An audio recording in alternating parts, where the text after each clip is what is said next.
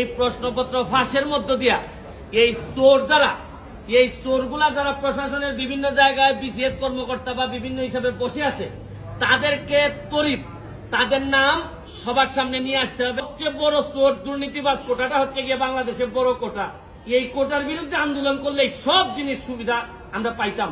কিন্তু এইখানে যে কারণে আপনাদের সামনে এসে দাঁড়িয়েছি, আপনারা অনেকেই দেখেছেন কয়েকটা ইস্যু খুবই আলোচিত বাংলাদেশে এখন চলতেছে। এর মধ্যে একটা বড় ইস্যু হচ্ছে গিয়ে যে প্রশ্নপত্র ফাঁসের সাথে পিএসসির দেখা যাচ্ছে যে উপসহকারী সহ এবং পিএসসির চেয়ারম্যানের গাড়ির ড্রাইভার সৈয়দ আবেদ আলী, তারা ধরা পড়েছেন।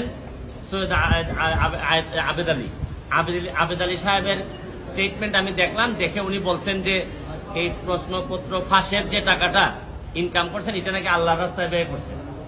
মানে এর চেয়ে দুঃখজনক আর এর চেয়ে এরকম দেশ আমি পৃথিবীর কোথাও দেখি নাই যে 2 নম্বরের টাকা উনি সগৌরবে বলছেন যে এটা উনি আল্লাহর রাস্তায় খরচ করছেন। এটা আমরা হয়তো ফান হিসাবে নিচ্ছি, কিন্তু আজকে যে কারণে আসছি আমার কাছে মনে হয়েছে যদি একজন সংসদ সদস্য হিসাবে আমার বলার সুযোগ ছিল, যদি পার্লামেন্ট থাকতো। পার্লামেন্ট যেহেতু নাই, এটা আমার বলার সুযোগ আপাতত আমি পার্লামেন্টে পাচ্ছি না। পার্লামেন্ট যখন হবে তখন হয়তো আমি এটা বলতে পারবো। এখন আমি একজন ব্যারিস্টার হিসাবে আমার বিভিন্ন আইনগত ব্যবস্থা নেওয়ার সুযোগ আমার আছে। এখানে পিএসসির চেয়ারম্যান সাহেবের ড্রাইভার উনি প্রশ্নপত্র ফাঁসের সাথে জড়িত, এর মধ্যে উপসহকারীও আছেন। তো উনি ড্রাইভার থাকাকালীন সময়ে পিএসসির চেয়ারম্যান অনেকেই ছিলেন। এখন প্রশ্ন হচ্ছে গিয়ে যে পিএসসির চেয়ারম্যানরা যারা যারা ছিলেন তারা এই দায় এড়াইতে পারেন কিনা, তারা এটার সাথে যুক্ত ছিলেন কিনা। এখন আমার ড্রাইভার আমার যদি ব্যবসাপাতি করে অথবা ড্রাইভারের মাধ্যমে ওনারা টাকা নিয়েছেন কিনা এটা ভালোভাবে দেখতে হবে। কারণ ড্রাইভারে ধরার পর যদি এটা ধামাচাপা পড়ে যায়, আরে ড্রাইভার করছে এটা বুঝেন না, হয় অনেক সময় এইগুলা বলে কিন্তু চাপা দেওয়ার একটা প্রক্রিয়া থাকতে পারে। এইটা আমার মনে হয়েছে যে এটা সরকারের দেখতে হবে।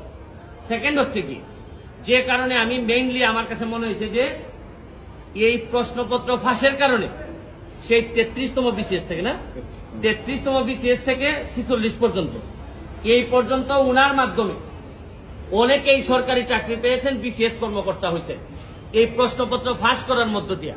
তাইলে উনি যেহেতু ধরা পড়েছেন, তাইলে এখন যারা তদন্ত করতেছেন তাদের মেইন কাজ হবে এই প্রশ্নপত্র ফাঁসের মধ্য দিয়া এই চোরগুলা যারা প্রশাসনের বিভিন্ন জায়গায় বিসিএস কর্মকর্তা বা বিভিন্ন হিসাবে বসে আছে তাদেরকে ত্বরিত তাদের নাম সবার সামনে নিয়ে আসতে হবে এবং এদের বিরুদ্ধে ব্যবস্থা গ্রহণ করতে হবে।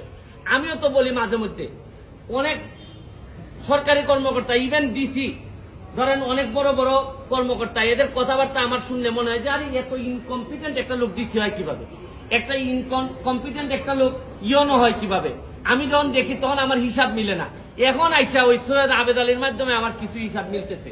তাইলে এই চোরগুলা ওই বিভিন্ন ভাবে ছড়াই পড়ছে। শুনেন, যুদ্ধাপরাধী মানবতা বিরোধী অপরাধীরা যে যে জায়গায় থাকে আমরা খুঁজে বের করি, এদেরকে দায়িত্ব দেই না। এদের সেই এই চোরগুলা কি কোনো অংশে কম? এরা সারা জীবন দেশটারে লুটতে খাবে। আরে এই আবেদ আলী তো চলে যাচ্ছে, আবেদ আলীর তো আর কোনো অসুবিধা নাই, যা বানানোর বানাই ফেলছে। আর এই যে আপনার ডাসার উপজেলা চেয়ারম্যান প্রার্থী হয়েছিল, আল্লাহ বাঁচাইছে ডাসার মানুষের, যে এই যে মাদারীপুর না এটা, হ্যাঁ এই কালকিনি না তো আবার কালকিনির পাশে, কালকিনিও তো বিখ্যাত বিভিন্ন কারণে। এই ডাসার উপজেলার মানুষ বাচ্চা যে তারা মানে পাস করে না সে নির্বাচন করতে চাচ্ছিল, নির্বাচন হয় নাই। নির্বাচন হয় নাই।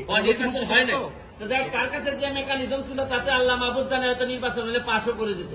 তো এখন হচ্ছে কি আমার মেইন নাইলে যদি এর ভিতরে আমি ব্যবস্থা না দেখি আমি হাইকোর্টের শরণাপন্ন হব। কারণ আমাদের তো জায়গা হচ্ছে কি হাইকোর্ট।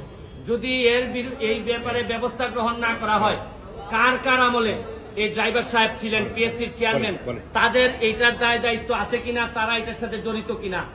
এরপর হচ্ছে গিয়ে এই প্রশ্নপত্র ফাঁসের ঘটনায় কারা কারা অবৈধ সন্তান হিসেবে প্রশাসনে জন্মগ্রহণ করছেন এবং জন্মগ্রহণ করে এখন বিভিন্ন ভাবে দলীয় তকমা লাগাইয়া ভালো ভালো অবস্থানে আছেন, এইটা আনতে হবে।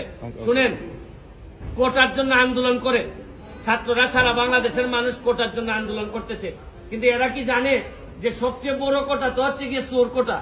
এই প্রশ্নপত্র ফাঁসের কোটা, এরা ধরেন অন্যান্য কোটা, মুক্তিযোদ্ধা কোটা, এগুলা নিয়ে আন্দোলন করতেছে, এগুলা নিয়ে আমি বলবো না, এটা আলাদা হিসাব।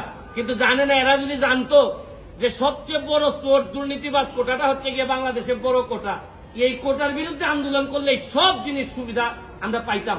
কিন্তু এটা আমি পরে হয়তো আরেকদিন বলবো। তবে এখন আমার বক্তব্য হচ্ছে স্পষ্ট, এদের বিরুদ্ধে কারা কারা প্রশাসনে আছেন তাদেরকে বের করে তাদেরকে আইনের আওতায় নিয়ে আসা হবে, নাইলে এই দায় সারা জীবন বাংলাদেশের বয়ে বেড়াতে হবে। আমি একজন এমপি হিসাবে, একজন ব্যারিস্টার হিসাবে আমি মনে করি এটা জাতির সামনে নিয়ে আসা আমার দায়িত্ব। আপনাদের মাধ্যমে আমি এটা ছড়াই দিতে চাই এবং আমি দেখতে চাই যে কি ব্যবস্থা গ্রহণ করছেন।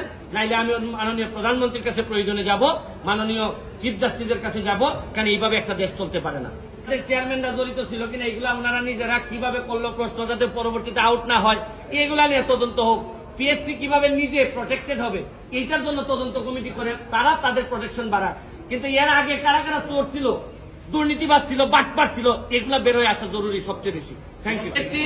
পিএসসি কমিটি, এই যে বাংলাদেশের কমিটিটার আমি ভয় পাই আরো বেশি। কমিটি করলেই মনে করলেন যে ধামা চাপা দেওয়ার জন্য একটা প্রক্রিয়া শুরু হইলো। আরে কমিটির কি কাজ? চোর ধরছে পুলিশ, চোর ধরার পর চোররে বলবে যে 8 সাথে কে কে চোর আছে বল। এখানে আবার ভদ্রলোকের কমিটি করার দরকার আছে কি?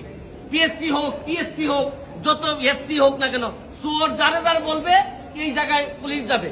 এখানে মধ্যে এই তদন্ত কমিটি করা মানে একটু আস্তে, এর মানে হজম করার জন্য একটু টাইম নেওয়া। এগুলো আমার অভিজ্ঞতা থেকে বললাম।